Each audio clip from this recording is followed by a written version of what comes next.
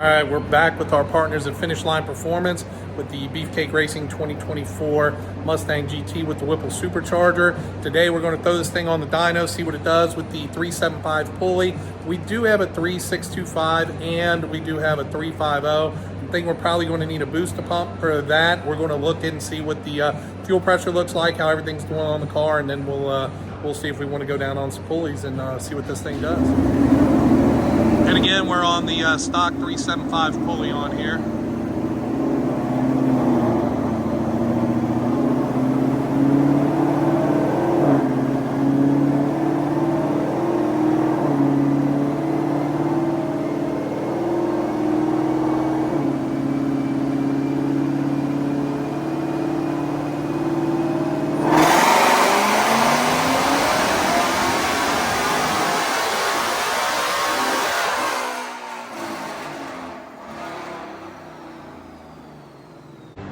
All right, guys, so we made 2 pulls in 6 gear.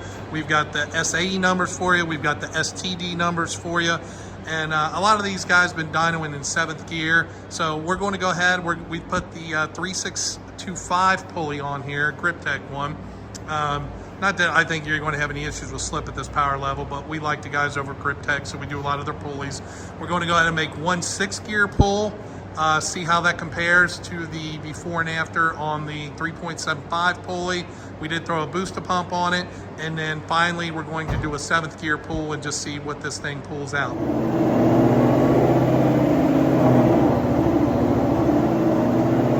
right, here we go.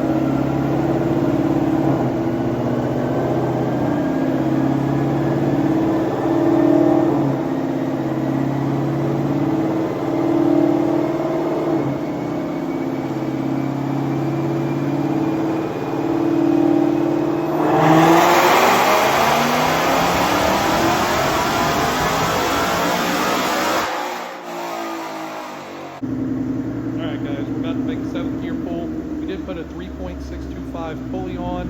We do have a can of octanium and a booster pump on, just to make sure our fuel quality is good. You know, we're probably going to see 13 pounds of boost or so. That is a lot for pump gas. So.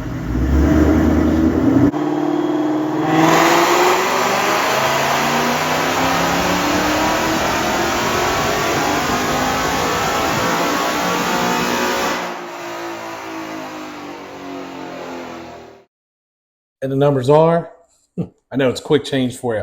So I love to pull the dyno graphs up on the computer monitor. It's a lot easier to see than trying to take the camera over to the screen after the dyno. Everything looks fuzzy. And this way we can really go over the dyno numbers and look at everything. So I'm going to basically keep going, switch the voiceover, but overlay with the dyno graph for you, so you can really see what's going on with this 2024 Whipple car. So let's get started. As always, I just make kind of a reference point with a click and a voice. That way I know where to start and overlap at. So we'll get started right here. Okay. So when you look at this dyno graph up here, this is the first dyno pull that we did right here. And on this graph, we ran it in 6th gear. Again, 7th gear is your 1-to-1, but the transmission is always happier in 6th gear, especially at this kind of power, which we will finish off with the 7th gear run, as you know. But this is your dyno graph. This is STD numbers. SAE on this particular day would probably read about 20 less. Most people use the STD, so we just, full transparency on everything. This is with the pulley that comes on the kit, the 3.75-inch pulley. So with this pulley, you'll see we made 764 wheel, 564 foot-pounds of torque. Now, a couple interesting things. If you look, the red line looks like it's right about 7,800. So we ran this first pull out all the way till we hit the red line.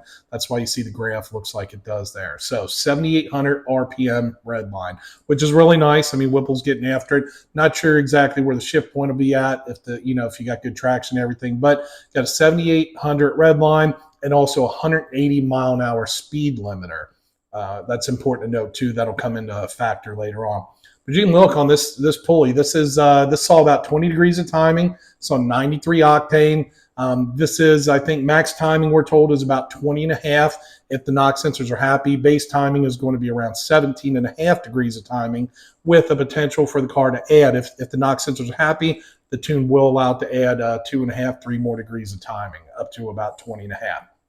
But overall band, you see from, you're probably right about, 3,300 on, you're making over 500 foot-pounds of torque and 564 max at about 200 less than your horsepower, but who cares? Horsepower is what wins races. I've never ever cared about torque. If you know from all the centrifugals we do, I mean, I pull the wheels with, quote, no torque. But anyway, so if we pull up the second run on the 375 pulley and you overlay that, the overlay is almost identical, made 6 horsepower less, but it was let out on the dyno. We let out on the dyno about 100 RPMs or so early, and the numbers would have been about the same. So for these comparisons, since it's pretty much, we like to do a back-to-back, but since it's about the same, I'm just going to keep one graph open. I want to close this now. So I close that selected run. We're going to go off that. After these 2 pulls, I went ahead and Brian up the finish line, threw on a booster pump, and then we threw some octanium in there just to make sure the NOx sensors were happy and fuel pressure doesn't drop on the port side. I think DI is always going to be happy at these levels, but I think the fuel pumps you are going to start, as you give the horsepower there, it's going to get after it. Something else to note, if you look, the pulley boost wise, we were seeing about, just shy, right about 12 pounds. About 12 pounds of boost is where it really peaked at. But if you look throughout the run, I think that 12 was a spike. It looks like this pulley really sees, about 11.3 throughout the run. So that's what you want to kind of keep in mind. You're around 11, peaks out at about 11.3.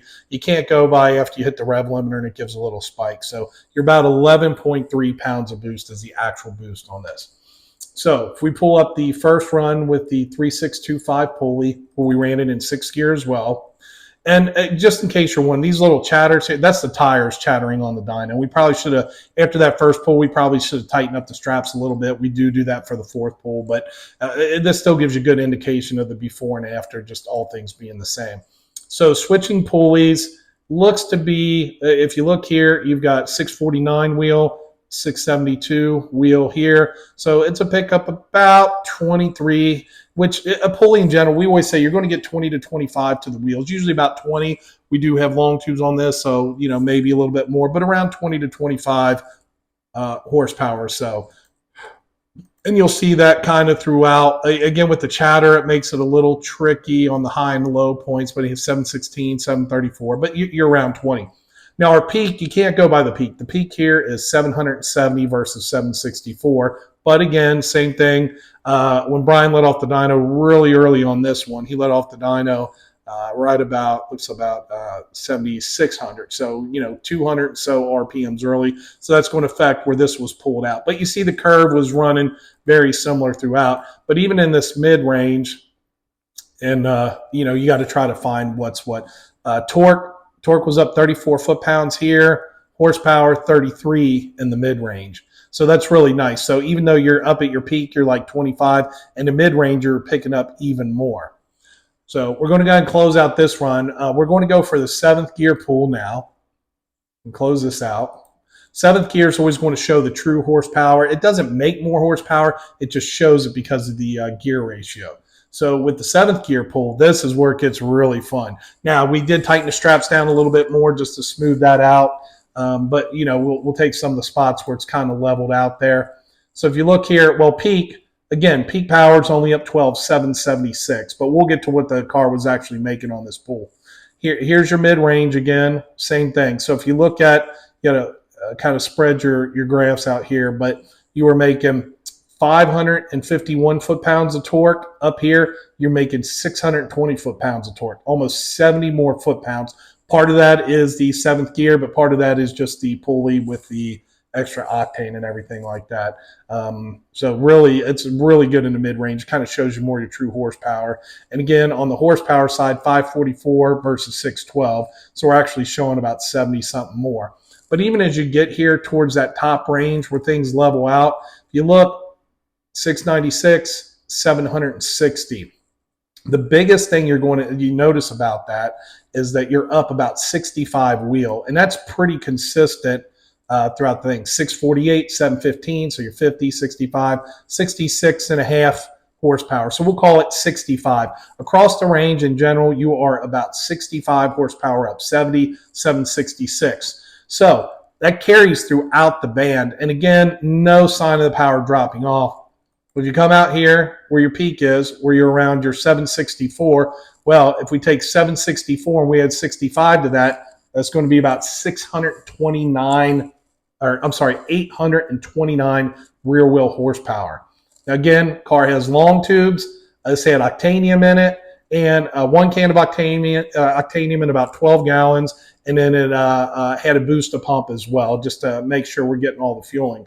But if you look at that 7,800, almost 7,900 RPM, I mean, this thing is really, if you could pull this out on the dyno, what happened here is we hit the speed limiter, which is a 180 mile an hour speed limiter. Because the car has a 315 gear, it's going to hit that, kind of early. We still had some room to go, but Whipple does have a 180 mile an hour speed limiter on the car, so we did hit that. So we didn't get to see the number on the graph, but we know what it's going to be. The dyno is a good tool for before and after, but I mean, that's an amazing number. You're basically 825, 830 foot-pounds to the tires, or I'm sorry, 829, 830 horsepower, and about 625 foot-pounds to the tires. And this is, again, pump gas with octanium. I mean, it's getting after it. Now, the thing to look at here, too, is your boost. Each pulley is typically around a pound, and we see that to be about the case here all the way across 11.3, 12.4, 11.1, 12.4. So you're seeing about a 1 pound, 1.2 pound difference pretty consistently throughout the run, 10.2, 11.4. So we're about a 1.2 difference in PSI. But it's just amazing, almost 830 rear wheel horsepower. So as of right now, I would say we've got the highest horsepower 2024 out there. I know VMP made right at 800 on their dyno, so that a couple of the other guys, there's not a lot of these kits out there, but that's just an amazing number on these cars that are putting out. Now, are we going to put customers out at 800 and something wheel? I mean, you're going to get stock pulley with that, but anything under the stock pulley, we're going to be recommending octane booster and octane, because Whipple's really getting after this from the factory at 12 pounds of boost. Well, you're right at 11 pounds of boost. Sorry, about 11 pounds of boost, which again, not crazy, but this Gen 6 does make a little bit more horsepower. On a Gen 3 car with the DI and everything being equal, normally we see on pump gas without octanium 675, 700, long tubes pick you up 730, 740. So I do think that's on about 10 pounds. We're seeing 12 here. So, I think on 12 you do get close to that 800, but we're still seeing a little bit more there, maybe like 830. So definitely legit. These blowers are supposed to use less horsepower to drive the supercharger, and also just a little bit more efficient supercharger with the Gen 6. But I'm super happy here. I thought I would pull up one more run. We're going to pull up one of the stock runs for you on the car. This is why we was like, as far as the difference, pull this up, before and after. So if you look, this car made 436 foot-pounds, or 436 rear wheel horsepower, and now we're making, again, about 830 if you pulled this thing all the way out. Now on the factory tune, it kind of leveled out here. You see it doesn't keep pulling. You don't see the curve. Like with the boost and the supercharger, it just wants to keep pulling. We're kind of flatlined here. So you're seeing 430 versus what should be about 830 here. You're talking a 400 rear wheel horsepower pickup almost. I mean, that's insane. In torque, you're talking about a 250 foot-pound pickup. That's just amazing over stock. So we're really happy with that. Kits should be shipping out to customers. I think, all of us are out here, trying to do some finalizing for Whipple as far as letting them see some data logs and how the cars are doing. If you watch my other videos, the car drives amazing on the street. I talked to Nick over at Whipple a lot yesterday while we were on the dyno, and he's been working really hard on the tunes. And I'm telling you, the tune is really good from the factory. We did light throttle, mid throttle, wide open throttle. And, my first draggy with the bigger pulley, and, it was like a 10.8, but that was spinning and everything like that. So I want to get to the track with the bigs and littles on and get after it a little bit. And, I think I'd like to think we can run a 9 on the stock converter and everything. We do have some Suncoast clutches and a Suncoast converter to go in this 10-speed that we'll get in here at some point. But we just wanted to do all the data logging for Whipple, get that on there. We want to get to the track without any kind of converter or anything, see how good it does. I think we ought to be able to get some, hopefully 1.5 60 foots or low 1.6 at least. But, I'm a big guy, about 300 pounds, so we'll see what she does. But super excited to get it out there. Want to go over these numbers. highest horsepower 2024 out there right now. I'm sure some other guys will follow quick, but we're excited. Anything you need, don't forget, hit us up, beefcakeracing.com. All your power adder, your fueling, suspension, whatever you need for your 2024 or your Ford car, your F-150, Hemi, GM, whatever it is. Even if you don't see it on the website, don't hesitate to reach out to us. We're always here 8 a.m. to 10 p.m. 7 days a week. Try to take care of the guys. So anything you need, don't forget to look us up.